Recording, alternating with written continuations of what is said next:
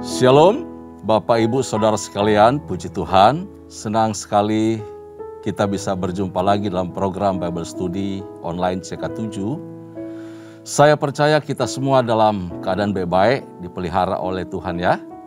Nah, hari ini kita akan melanjutkan pembelajaran kita dalam 2 Raja-Raja pasal yang ke-11, yaitu mengenai Atalia dibunuh dan Yoas menjadi raja. Bagaimana intervensi Allah dalam melindungi garis keturunan Mesianis, yaitu keturunan Daud, dari upaya pemusnahan yang dilakukan oleh kaki tangan iblis, yaitu Ratu Atalia ini. Nah, sebelum kita membaca dan mengulas pasal 11 ini, mari kita masuk dalam hadirat Tuhan. Kita mau puji dan sembah Tuhan, kita agungkan Tuhan dengan segenap hati kita, dan kita minta hikmat, tuntunan serta urapan Tuhan untuk turun atas kita hari ini. Haleluya. Haleluya. Terima kasih Tuhan buat segala kebaikan-Mu. Kami naikkan syukur di hadapan-Mu, Tuhan. Oh Bapa yang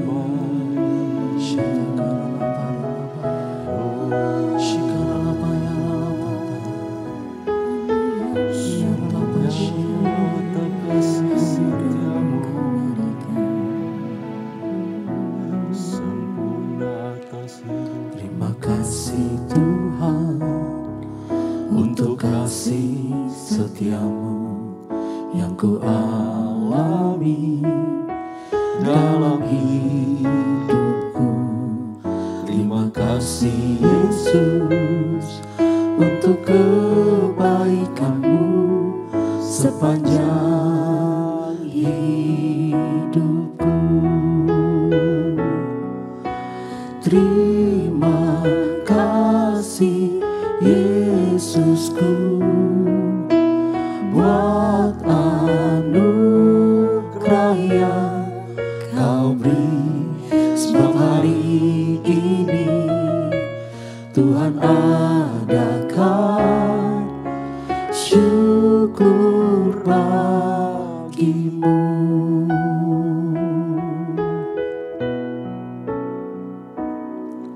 Terima kasih Tuhan untuk kasih setia-Mu yang ku alami dalam hidupku. Terima kasih Yesus untuk kebaikan-Mu sepanjang hidupku. Terima kasih Yesusku buat anugerah yang Kau beri, sebab hari ini Tuhan adakan syukur bagi-Mu.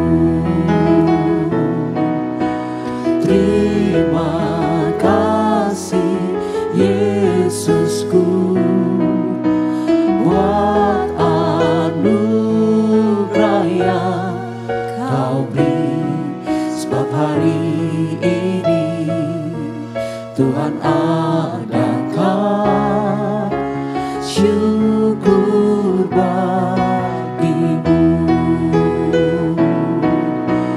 Terima kasih Yesusku buat anugerah yang Kau beri, sebab hari ini Tuhan adakan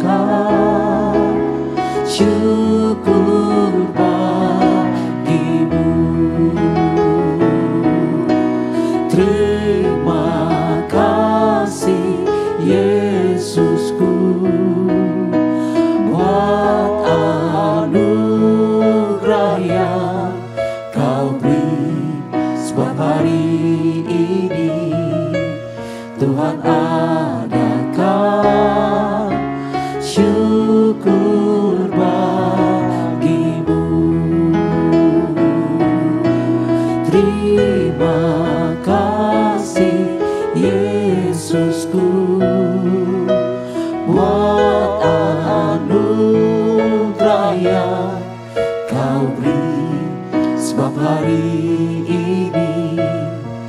Tuhan adakah syukur bagimu.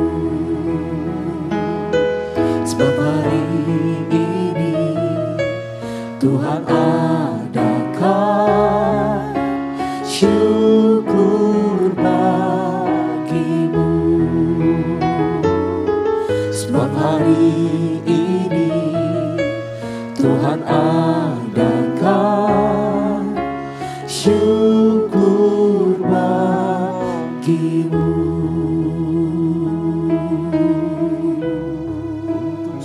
Segala pujian hanya bagimu.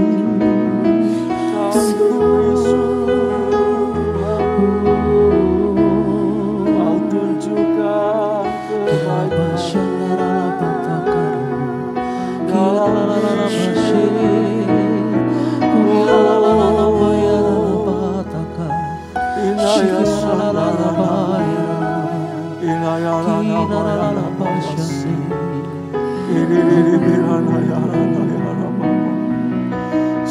segala pujian syukur bagimu. Kau hadir dalam hidupku. Kini ku datang sujud di hadapanmu, memujimu, menyembahmu. Yesus, ku menyembahmu. Segala pujian syukur bagimu. Kau hadir dalam hidupku. Kini ku datang sujud di hadapanmu, memujimu, menyembahmu. Yesus, ku menyembahmu.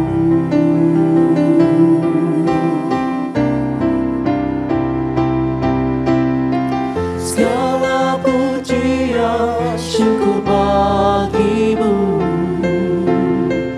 Kau hadir dalam hidupku. Kini ku datang sujud di hadapanmu, memujimu, menyembahmu. Yesus, ku menyembahmu. Segala pujian syukur bagimu. Kau hadir dalam hidupku. Kini ku datang sujud di hadapanmu, memujimu, menyembahmu. Yesus, ku menyembahmu, memujimu, menyembahmu. Yesus, ku menyembahmu, memujimu, menyembahmu. Yesus, ku menyembahmu.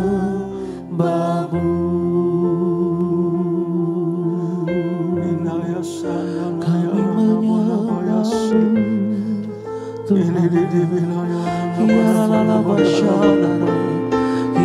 menyembahmu Kami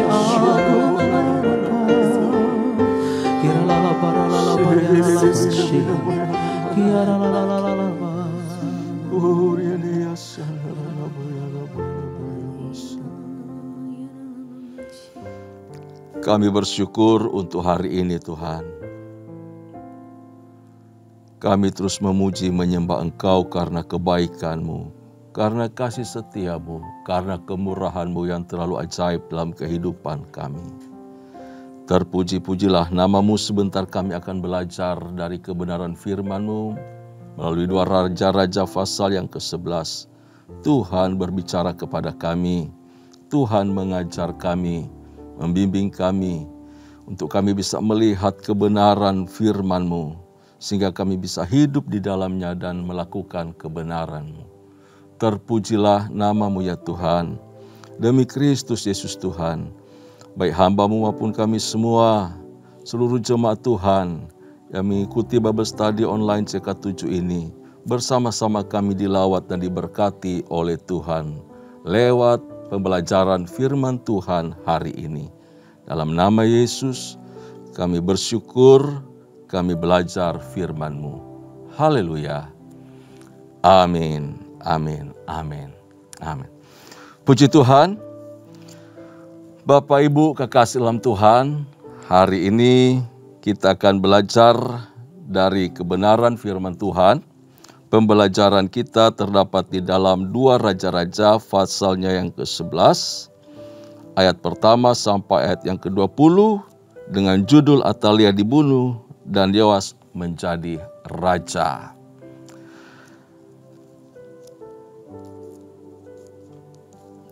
Mari saya pandu kita semua untuk membaca 2 Raja-Raja pasal 11 ini.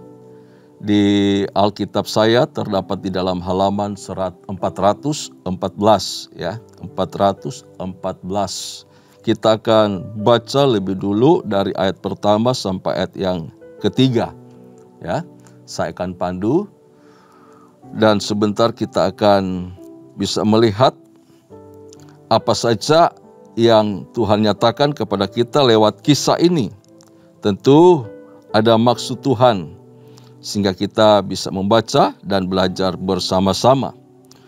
Demikian firman Tuhan dari ayat pertama sampai ayat ketiga. Ketika Atalia, ibu Ahazia, melihat bahwa anaknya sudah mati, maka bangkitlah ia, membinasakan semua keturunan raja.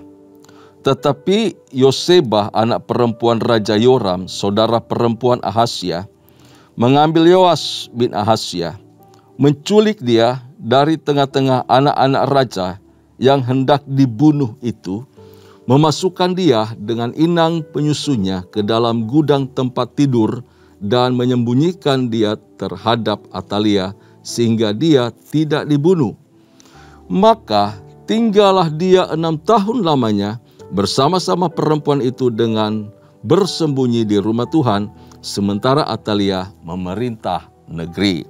Nah, Bapak Ibu Saudara sekalian, kemarin di pasal 10 kita sudah belajar bersama-sama bagaimana Yehu melaksanakan kehendak Tuhan untuk memusnahkan seluruh keturunan dari Ahab dan Isabel.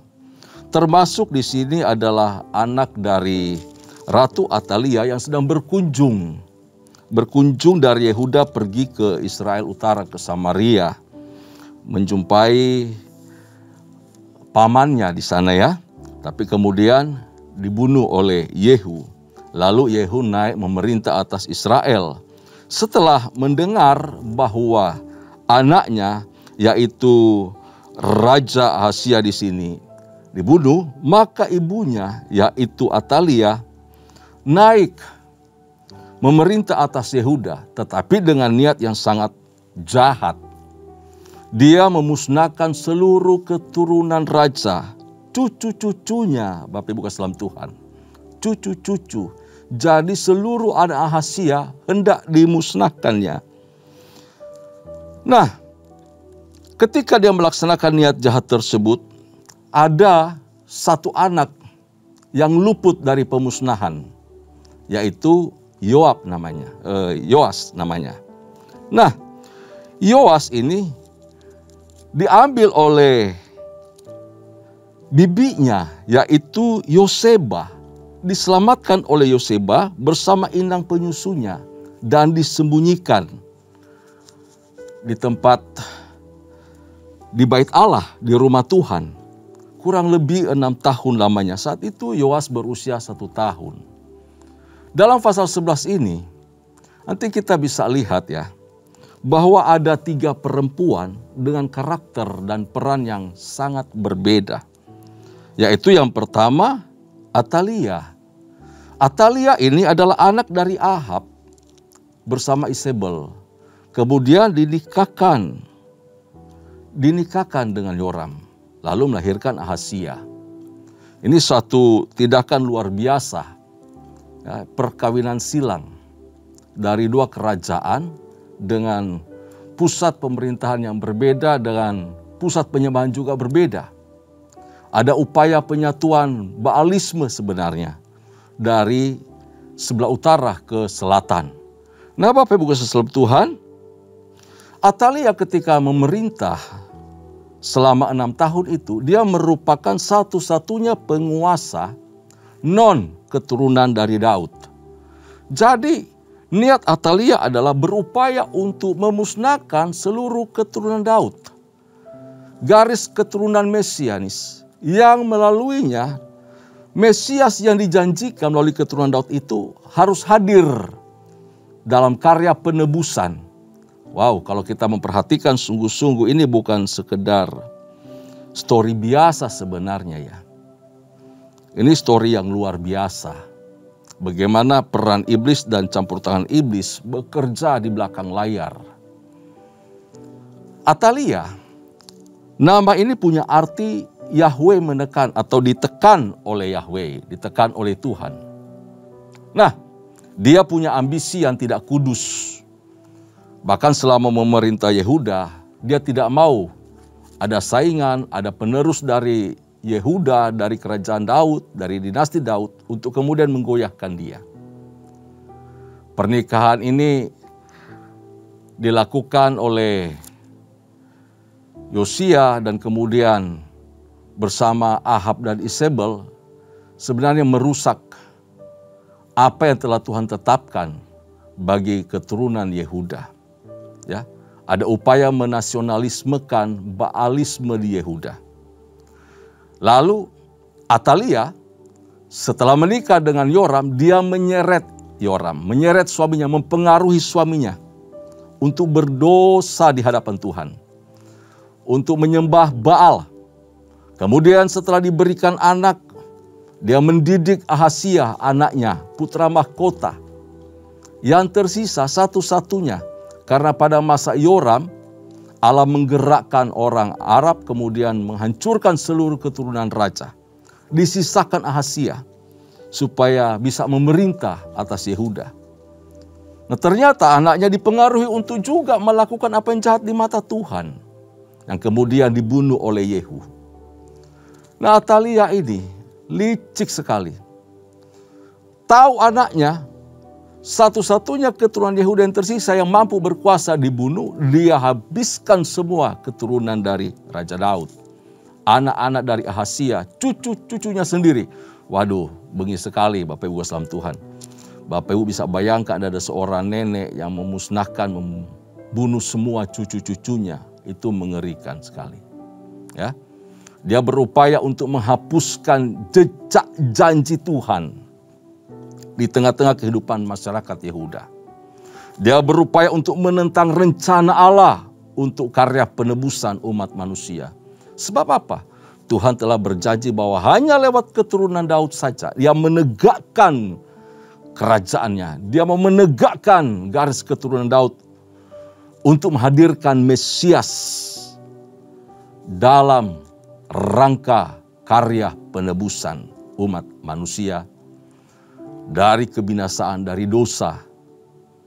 Nah, Bapak Ibu kasih Tuhan, betul-betul kalau kita baca sepintas ini hanyalah intrik politik biasa. Biasalah kerajaan yang berbeda, saling berebut kekuasaan, atau ada sesekali perkawinan campur supaya menjadi kuat, menjadi utuh. Tetapi apa yang terjadi dalam pasal 11 ini adalah pertarungan rohani. Pertarungan rohani. Ini pertarungan antara gelap dan terang. Pertarungan antara rencana Allah dan bagaimana kuasa si jahat, kuasa iblis ini menghancurkan rencana Allah. Karenanya itu lewat 3 ayat yang kita baca ini, kita bisa memperhatikan bahwa harus berhati-hati di dalam mencari pasangan hidup. Kita sebagai orang tua, ketika memilih pasangan buat anak-anak kita atau menganjurkan, menasehati anak kita untuk memilih pasangan hidupnya, kita harus hati-hati. Hati-hati menikahkan anak.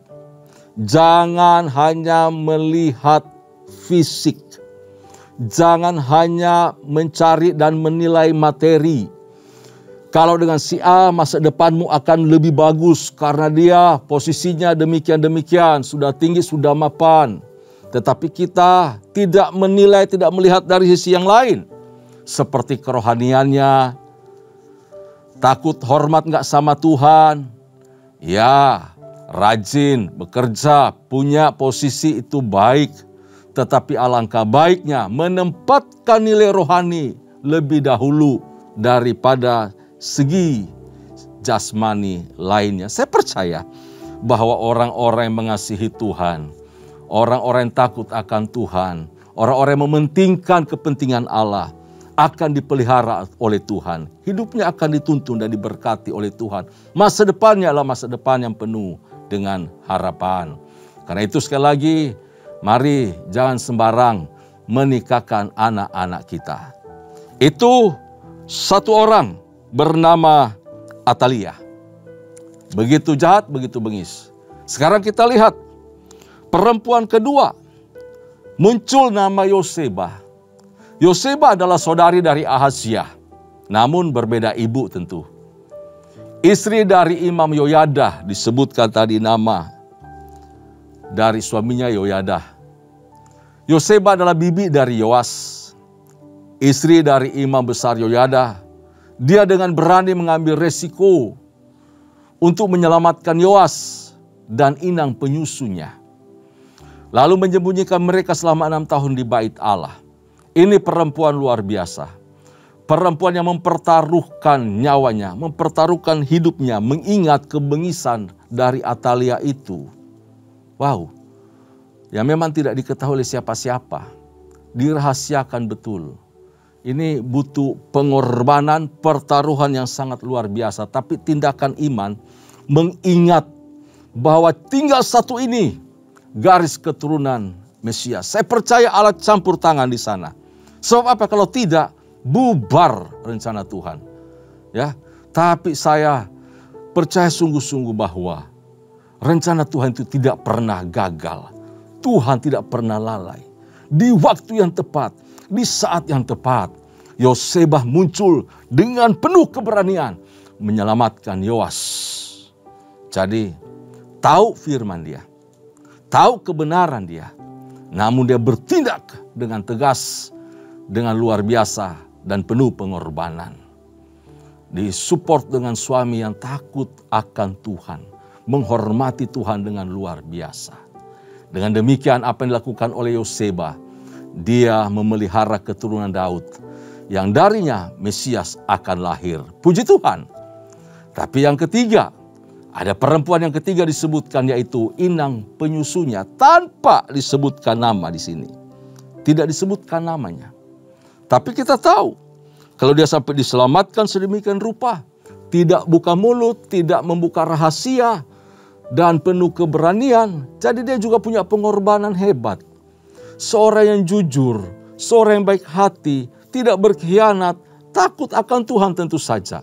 Dan dia berani berkorban untuk keselamatan Yoas.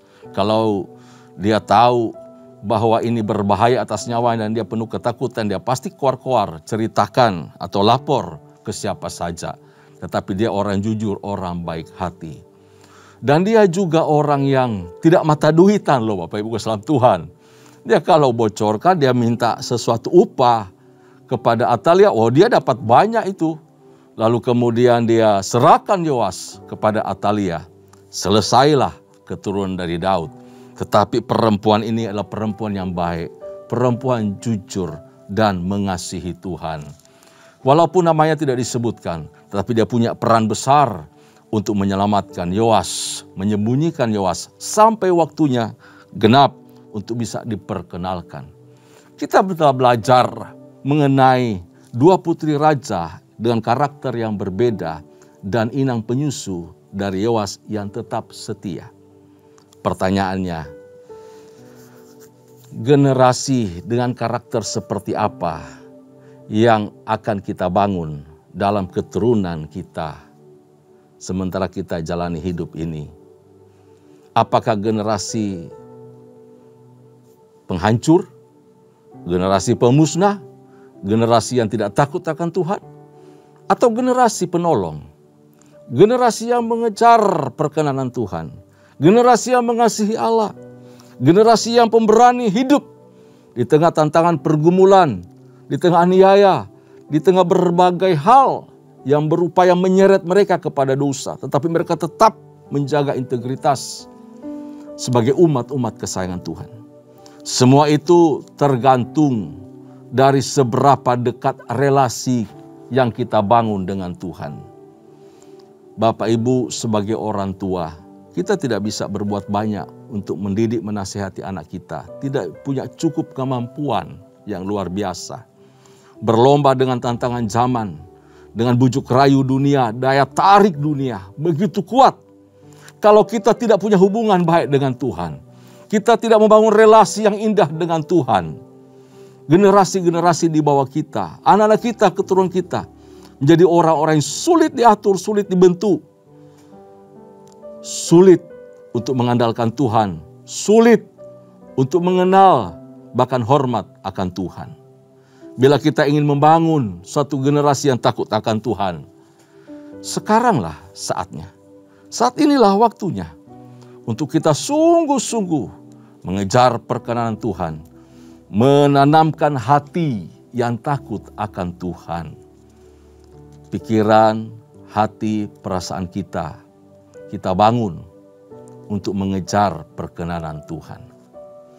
Saudaraku yang kekasih di dalam Kristus Yesus, sekali lagi sesaat kalau kita perhatikan bahwa kuasa setan seolah-olah menang di sini ya, menang.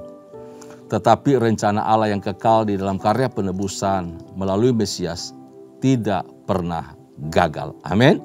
Tidak pernah gagal. Ayat keempat sampai 12 saya akan bacakan buat kita semua. Dalam tahun yang ketujuh, Yoyada mengundang para kepala pasukan 100 dari orang Kari dan dari pasukan bentara penunggu. Disuruhnyalah mereka datang kepadanya di rumah Tuhan. Lalu diikatnya perjanjian dengan mereka dengan menyuruh mereka bersumpah di rumah Tuhan. Kemudian diperlihatkannyalah anak raja itu kepada mereka. Sesudah itu ia memerintahkan kepada mereka, inilah yang harus kamu lakukan. Sepertiga dari kamu, yakni yang selesai bertugas dari hari Sabat di sini, tetapi mengawal di istana raja, sepertiga lagi ada di pintu gerbang sur, dan sepertiga pula di pintu gerbang di belakang para bentara penunggu. Haruslah pengawal di istana.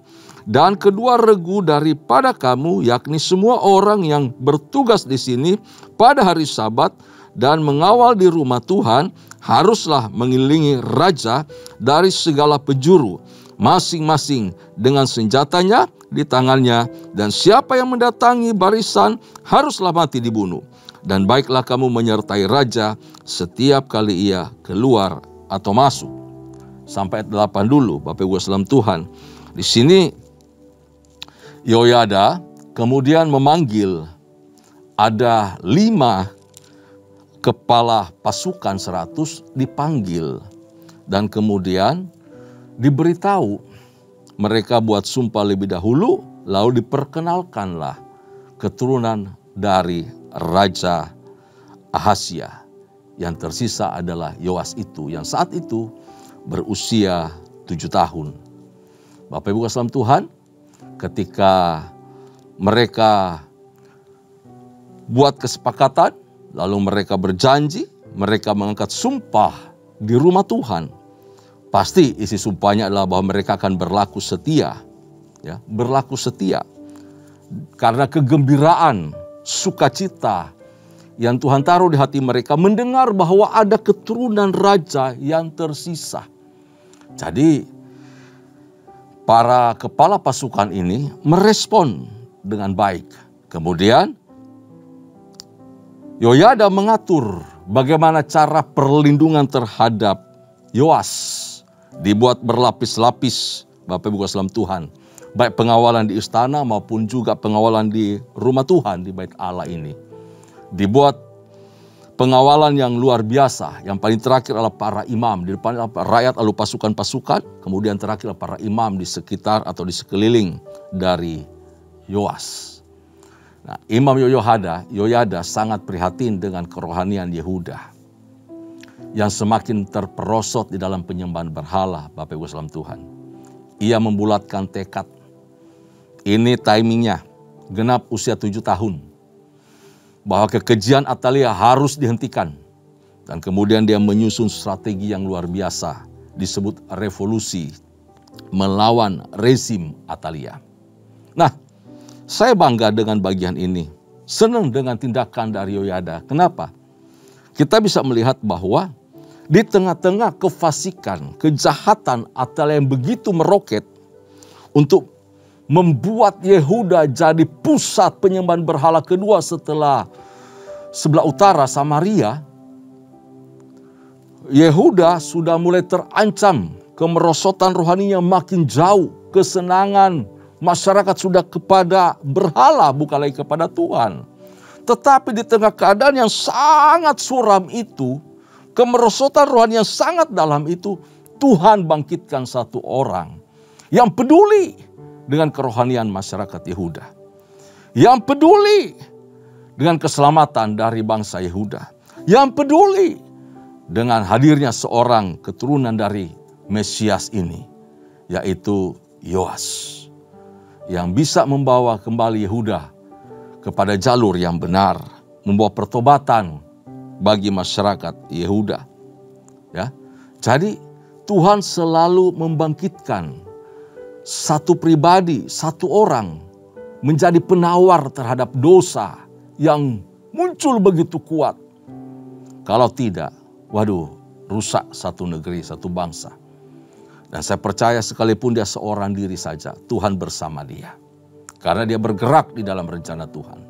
Kita juga sebagai orang percaya, sekalipun kita sedikit, jangan minder.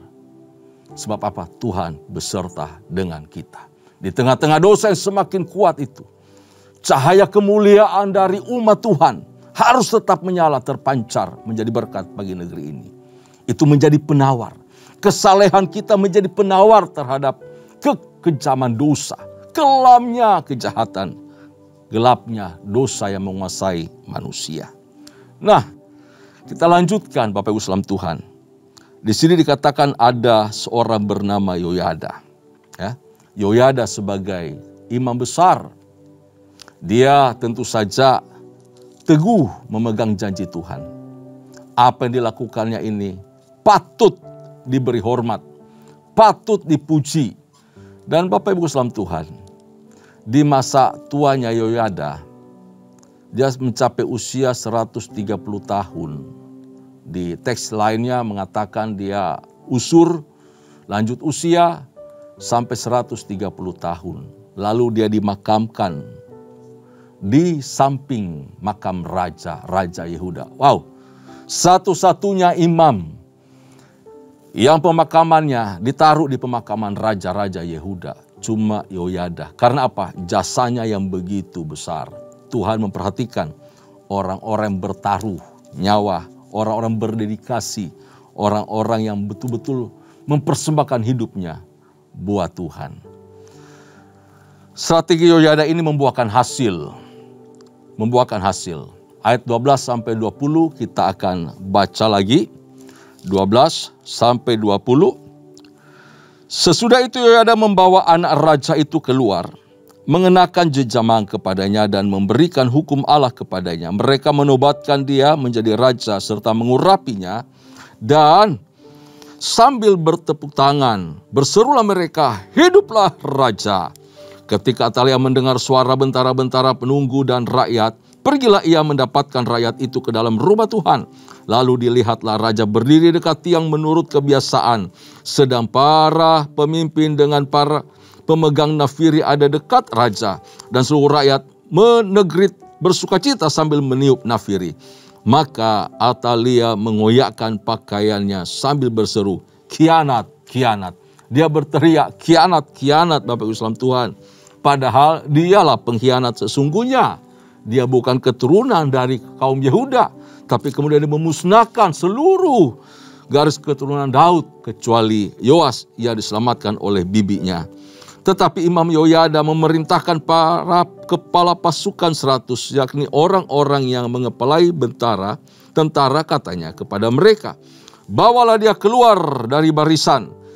Siapa yang memihak kepadanya, bunuhlah dengan pedang." Wow, tegas sekali Yoyada di sinilah. Dia mau menyelamatkan negeri Yehuda. Janganlah ia dibunuh di rumah Tuhan. Nggak boleh. Tidak boleh ada pertumpahan darah di rumah Tuhan. Harus dibawa keluar dari halaman. Keluar di luar sana ya. Lalu mereka menangkap perempuan itu pada waktu ia masuk ke istana raja dengan melalui pintu bagi kuda. Dibunuhlah dia di situ. Kemudian Yoyada mengikat perjanjian antara Tuhan dengan raja dan rakyat, bahwa mereka menjadi umat Tuhan, juga antara raja dengan rakyat. Sesudah itu masuklah seluruh rakyat negeri ke rumah Baal, lalu merobohkannya. Mereka memecahkan sama sekali mesbah-mesbahnya dan patung-patung, dan membunuh Matam imam Baal di depan mesbah-mesbah itu. Kemudian Imam Yoyada mengangkat penjaga-penjaga untuk rumah Tuhan. Jadi ada revolusi, tapi juga ada reformasi rohani. Tindakan Yoyada ini bukan saja mengadakan pembaharuan di dalam bidang politik, Bapak Ibu sekalian Tuhan, tapi ia juga membawa perubahan bidang rohani, supaya kerajaan Yehuda berpaling lagi untuk menyembah Tuhan. Dari menyembah berhala, dari menyembah Baal, beralih pada menyembah Yahweh. Bapak Ibu kasih dalam Tuhan, cobalah kita pikirkan sama-sama, siapa yang diutus oleh Tuhan untuk memimpin, membimbing saudara, membimbing saya, sehingga saudara, saya, kita semua berada sampai titik ini. Siapa yang punya peran besar mereformasi iman kita, yang punya pengaruh besar sampai kita ingat Tuhan dan mencari Dia dengan sungguh-sungguh. Pasti ada orang-orang di sekitar kita, entah gembala kul, entah seorang hamba Tuhan, entah teman tetangga atau jemaat biasa di sekitar kita, memperkenalkan Tuhan, lalu kemudian dia mengajak kita untuk meninggalkan dosa dan mencari Tuhan sungguh-sungguh. Keadaan kita saat ini tentu saja punya peran orang lain.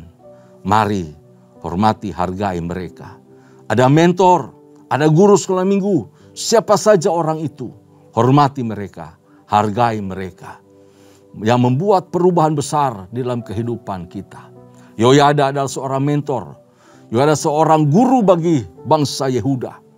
Bisa pulih, bisa balik mencari Tuhan, itu suatu pekerjaan, suatu tindakan yang luar biasa dilakukan oleh Yoyada. Yehuda patut bersyukur, berterima kasih atas seorang pemimpin yang berani menanggung resiko, seorang mentor yang bisa mendidik Yoas di sini ya, untuk mencari Tuhan, lalu kemudian membangun rohaninya di sekitar para imam yang takut dan hormat akan Tuhan. Selain kedua orang tua kita, saudara-saudaraku, atau saudara-saudara kandung kita, ya, kita juga pasti dikagetkan dengan orang-orang yang tidak mempunyai hubungan darah dengan kita, yang punya andil besar di dalam perubahan kerohanian kita. Membuat kita mencari Tuhan sungguh-sungguh, merasa dekat dengan Tuhan, hidup di dalam karya keselamatan dan pemulihan. Demikian pula dengan kehidupan Yoas, bahwa ia dapat menjadi raja dalam usia yang masih sangat muda. Ia ditabiskan, dia diurapi menjadi raja atas Yehuda. Semua ada peran dari Yoyada. Dia harus melewati berbagai peristiwa yang tidak enak, ancaman maut, karena ada banyak orang yang berupaya membunuh dia. Namun karena andil seorang Yoyada, dia dapat diselamatkan dan memimpin bangsa Yehuda. Tuhan membersihkan Yehuda dari pengaruh jahat oleh karena orang-orang yang takut akan Tuhan, yang juga berada di belakang dari Yoas. Jadi Ada 4 nama tersebut. Ya, ada 4 nama yang muncul di dalam Alkitab ini yang memimpin Yehuda, namun kemudian hari tidak dimasukkan dalam silsilah Yesus Kristus. 4 raja sebelumnya yaitu Ahasya, tapi juga ada Atalia. Namun Yoas dan Amazia, anaknya Yoas, juga termasuk orang-orang yang tidak dicantumkan dalam silsilah Yesus Kristus. Kenapa? Karena mereka adalah orang-orang yang tidak setia kepada Tuhan. Di sini kita melihat Yoas dibimbing dengan luar biasa oleh seorang Yoyada. Namun pada akhirnya setelah Yoyada mati, dia meninggalkan Tuhan. Kisah ini akan dibahas pada pasal yang berikutnya. Tetapi saya mau tegaskan kepada kita bahwa betapa jahatnya dosa, betapa kejamnya dosa itu mempengaruhi kehidupan seseorang. Betapa dalamnya Yehuda jatuh, bahkan termasuk Yoas nantinya jatuh di dalam penyembahan berhala. Karena itu, mari jaga hidup kita untuk konsisten dengan Tuhan, untuk bersyukur dengan apa yang telah Tuhan berikan, yaitu orang-orang yang ada di sekitar kita menjadi mentor dan pemimpin rohani bagi kita. Tuhan Yesus memberkati kita. Haleluya. Itu pesan firman Tuhan buat kita lewat pasal yang ke-11 ini. Tundukkan kepala, kita berdoa. Bapa Surgawi, terima kasih buat hari ini. Pelajaran yang sangat indah, yang sangat berharga Tuhan berikan kepada kami. Bahwa Engkau Allah yang berjanji menegakkan kerajaan Daud. Tahta Daud kokoh sampai selama-lamanya. Itu ya dan amin. Sekalipun ancaman bahaya maut, pemusnahan yang dikerjakan oleh kuasa kegelapan melalui agen-agennya, orang-orang yang berhati bengis untuk memusnahkan keturunan mesianis, menggagalkan rencana Allah. Tetapi Tuhan bertindak, Tuhan memakai orang-orang yang luar biasa, memakai orang-orang yang pemberani, tokoh-tokoh yang tidak menyayangkan nyawa mereka. Di masa-masa yang genting mereka mengambil sikap untuk menyelamatkan garis keturunan Daud. Dan Yoas adalah pribadi yang diselamatkan dan kemudian meneruskan pemerintahan Daud. Kami bersyukur ya Tuhan, rencanamu tak pernah gagal. Jika sampai saat ini kami diselamatkan oleh karena karya Mesias, Yesus Kristus Tuhan kami. Itu juga tak lepas dari peran seorang Yoyada yang mengambil tindakan luar biasa untuk kemudian mengangkat Yoas menjadi raja. Tapi kami juga belajar pada hari ini ada 2 nama yang memberikan hidup, mendedikasikan dirinya untuk mengasihi Tuhan dan penuh pengorbanan, yaitu Yosebah dan juga inang penyusuh dari Yoas. Contoh hidup mereka patut kami syukuri, patut kami teladani, karena mereka adalah orang-orang jujur, orang-orang berani, menjadi serikandi-serikandi untuk rencana Tuhan bisa tergenapi melalui kehidupan mereka. Terpujilah namamu. Sungguh kami mengucap syukur. Firman-Mu mengajar kami untuk meninggalkan berhala, meninggalkan praktek-praktek kejahatan, termasuk di dalamnya adalah pernikahan silang, beda keyakinan, beda iman. Tidak ada persamaan antara gelap dan terang. Karena itu kami sebagai orang tua atau kami sebagai pasangan muda-mudi, kiranya kami mendahulukan karakter Kristus, kiranya kami mendahulukan iman, percaya lebih daripada yang lain, supaya kami hidup di dalam perkenanan Tuhan. Terpuji namamu Bapa. Kami sungguh mengucap syukur untuk pembelajaran pada hari ini. Hamba percaya semua kami yang mendengar dan membaca firman ini bersama-sama kami diberkati Tuhan. Karenanya itu, kekasih-kekasih Tuhan, kita akhiri Bible study pada saat ini. Arahkan hatimu di hadapan Tuhan dan terimalah berkat. anugerah serta berkat yang melimpah dari Allah Bapa, kasih sayang di dalam Kristus Yesus Tuhan, serta persekutuan yang manis dengan Allah Roh Kudus, kiranya menyertai kita, mulai saat ini, sampai parusia Tuhan datang pada kali yang kedua, bahkan sampai selama-lamanya. Setiap kita yang percaya, sama-sama kita katakan, amin. Amin. Amin. Shalom, Tuhan Yesus memberkati.